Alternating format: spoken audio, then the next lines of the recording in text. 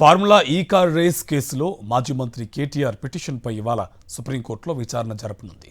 తనపై నమోదైన ఎఫ్ఐఆర్ను స్క్వాష్ చేయాలని దాఖలు చేసిన పిటిషన్ను తెలంగాణ హైకోర్టు తిరస్కరించడంతో ఈ నెల 8న సుప్రీంకోర్టును ఆశ్రయించారు కేటీఆర్. ఇప్పటికీ ఈ కేసులో తెలంగాణ ప్రభుత్వంతో పాటు ఏసీబీ కేవియట్ పిటిషన్ దాఖలు చేశాయి. ఈ క్రమంలోనే కేటీఆర్ పిటిషన్ను 37న నెంబరుగా లిస్ట్ చేసింది జస్టిస్ బేలా ఎం త్రివేది, జస్టిస్ ప్రసన్న వర్లే ధర్మాసనం. దీనిపై ఇవాళ విచారణ జరపనుంది.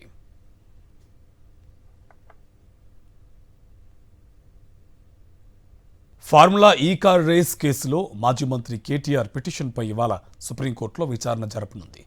తనపై నమోదైన ఎఫ్ఐఆర్ను స్క్వాష్ చేయాలని దాఖలు చేసిన పిటిషన్ను తెలంగాణ హైకోర్టు తిరస్కరించడంతో ఈ నెల 8న సుప్రీంకోర్టును ఆశ్రయించారు కేటీఆర్. ఇప్పటికీ ఈ కేసులో తెలంగాణ ప్రభుత్వంతో పాటు ఏసీబీ కేవియట్ పిటిషన్ దాఖలు చేశాయి. ఈ క్రమంలోనే కేటీఆర్ పిటిషన్ను 37న నెంబరుగా లిస్ట్ చేసింది జస్టిస్ బేలా ఎం త్రివేది, జస్టిస్ ప్రసన్న వర్లే ధర్మాసనం. దీనిపై ఇవాళ విచారణ జరపనుంది.